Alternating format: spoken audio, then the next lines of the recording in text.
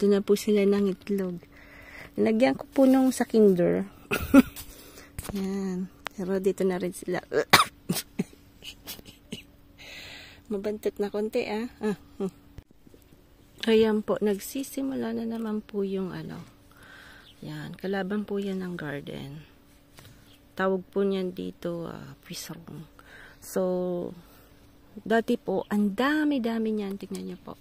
Pagka hinayaan niyo po yan, hindi po lalaki yung halaman niyo. Yan. So, ayan po.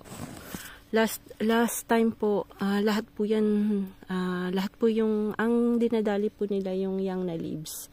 Yung mamumulaklak po, yun. So, ang ginagawa ko po, yung dapat may ganito po kayo. Lalagyan nyo po ng baking soda, tapos sabon na, kung meron po kayong organic na sabon, yun, pwede po yun. Pwede rin po yung ano, yung ginawa kong natural pesticide, pwede din po yun. Basta sa mga ganyan po, pwede yung ang tawag nun, yung sili, pwede yung onions, pwede yung garlic. Kung ano po yung mura, yun po yung gamitin. I-mix nyo lang po yun, tapos sasarain nyo, tapos lalagyan nyo ng tubig, tapos lahat ng parts na yan na may ganyan, i-aanhin nyo lang po yan. Mawawala na po yan.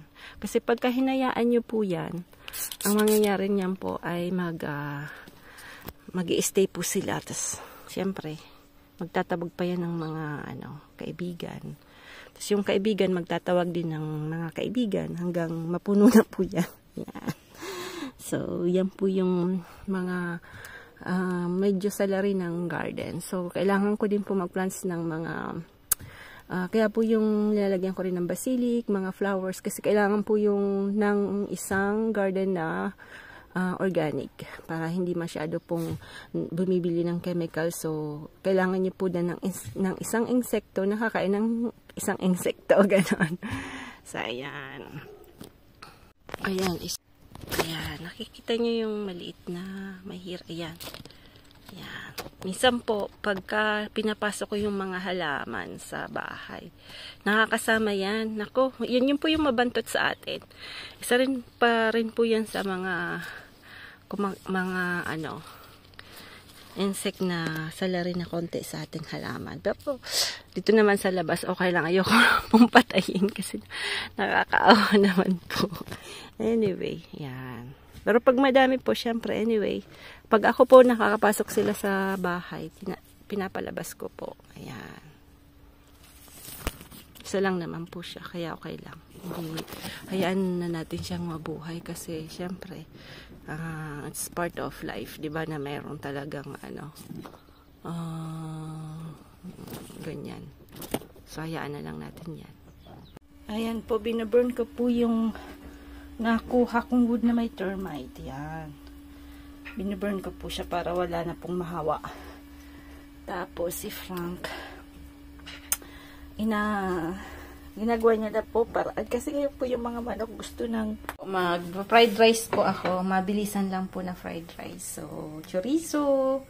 Ito po yung, natin, Chinese longganisa na binili ko po sa Pilipinas. Yan. Nagdala po ako kasi masyadong mahal po dito, tsaka bira ko lang pong makita. Tapos, yan yung rice natin kahapon. Tapos si Osh nandito po. So, prinito po sa kanya. Nahilig po siya sa prito. Tapos si Frank naman, gusto niya yung inunon. Yan. Tapos mamaya lalagyan ko po ng mga dahon-dahon lang. Para mabilis. Ako po, inuuna ko po itong Chinese sausage kasi mataba po siya. So, kailangan palabas-labasin po natin muna yung yung taba niya, no. Although yung chorizo po, yung Spanish chorizo pong ito, medyo less fats kasi ang binili ko po yung yung may mga pagpipilian po kasi. Mayroon pong mas mataba din, may parang medyo maanghang masyado. Ito pong binili ko hindi masyadong maanghang. ano lang po siya. Soft lang yung anghang niya.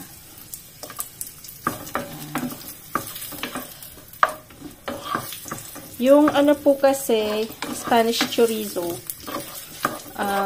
may paprika yan, kaya magkukulay pula ng konti yung rice natin mamaya. Yan. Kaya wag nyo pong lagyan masyadong maraming mantika, kasi yung bali yan po magmamantika pa yan. Saka yan po, bawang. Yan. Bawangski.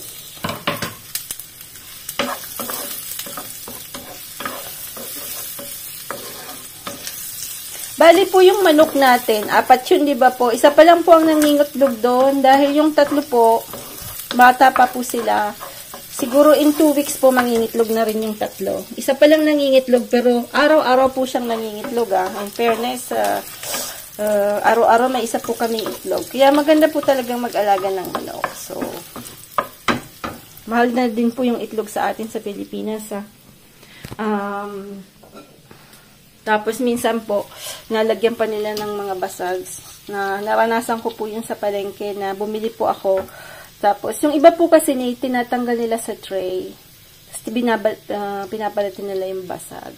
Yung akin, nung pagdating sa bahay, siguro, that's true, mga siguro 4 or more. 4 talaga yung basag na hindi mo na mapapakinabangan. Then, after, may iba na medyo crack. So, parang nakakatakot gamitin.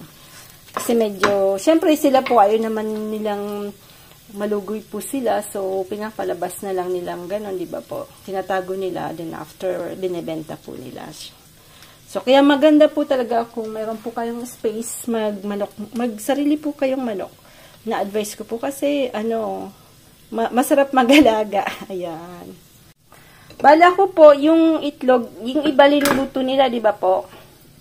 Ako yung kakrak ko na lang yan dyan. Yan. Crack na lang natin yan dyan.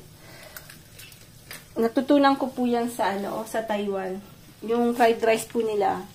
Ganyan po. Si mama ganyan po siya mag-fried rice. Para po yung itong egg na to, atong wait kasi wala po akong cameraman eh. So, yung itlog, matutulahok dyan sa po, sa bigas, sa rice. Ayan, sa bigas. Sa kanin. Ayan.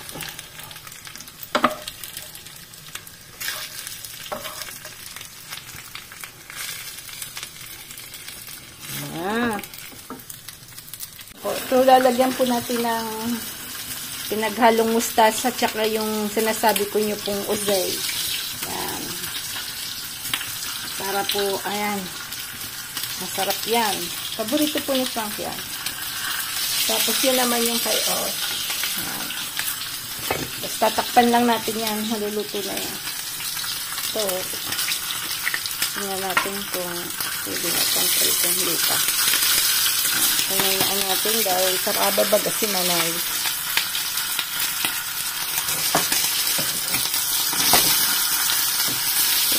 Para medyo po yung kanya medyo maluto. Technique ko lang yan po. Ginaganon ko lang yan.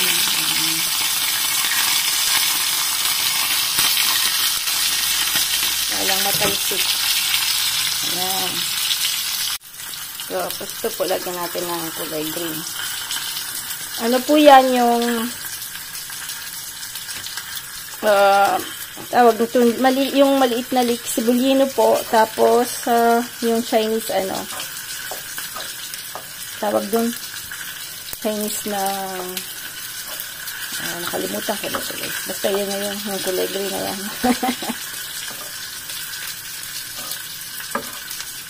Chinese leeks yan. Hindi yan Chinese leeks, parang green baga. Yan.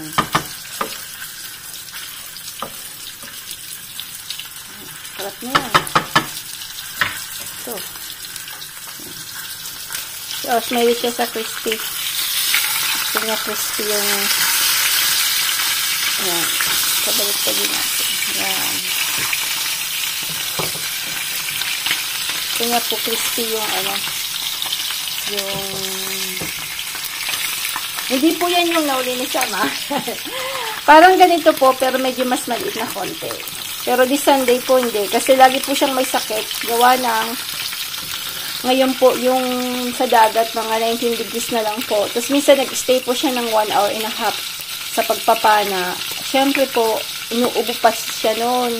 Kaya every, hindi gumagaling si Sam. So sabi ko, wag na muna siyang magpana this weekend ngayon ako. Magburuto na naman baga yun. Kasi, hindi na talaga magpana. Kaya lang, dito talaga, hindi ka everyday makakapagpana. Kasi, mag-winter na. Ayan. Ito, wala pa. Kailangan itong bakladahan natin. Ayan. Sige po, happy eating po. Tapos Monday po, medyo may work na po ako ulit. So, siguro medyo makakapag-vlog pa naman din po ako. Pero hindi na siguro everyday na. Kasi, syempre yung work ko po mag-start ng 5 o'clock in the morning. Tapos minsan po may 2 afternoon po akong work. So, yung contract ko naman hindi siya regular. So, siguro 1 month or 3 weeks. We'll see po mamaya po kung malalaman yung kontrata. Ayan. Ayan po ang kakainin namin. Ayan yung kayosh. Hala, bon appétit. Alors? Alors on fait ça rebelle encore? Allez. Allez, rebelle. Allez. Non, Allez, c'est bien. Allez, rebelle. Mon Allez. qui est plus rebelle. Ah, purée. Elle est Elle est là. toujours rebelle. Elle est. Ça m'agace. Ça m'agace. Allez.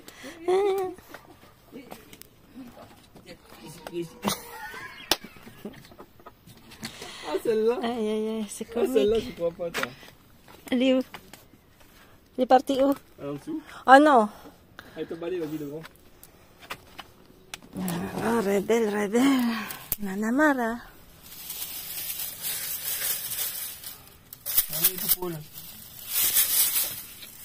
Elle est où? Allez.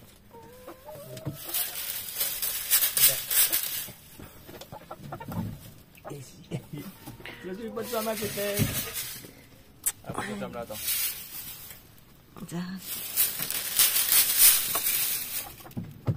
Je dois fermer là. Bah, elle va les mettre. Franchement.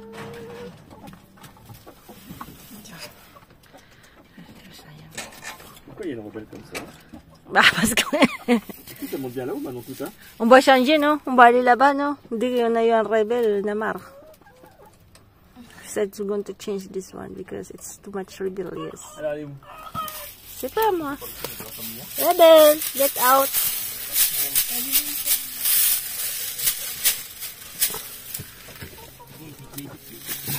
May Sanju, but not ako ni Frank.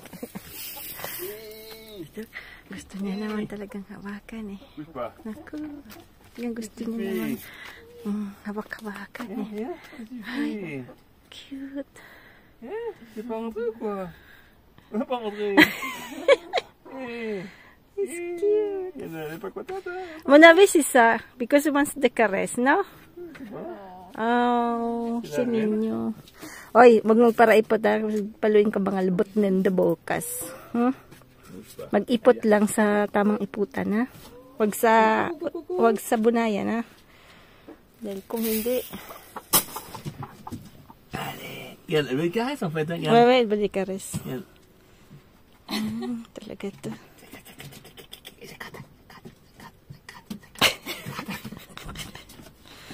Buwa talaga. May tama talagang konti, ah. Ouais. Ayan talaga.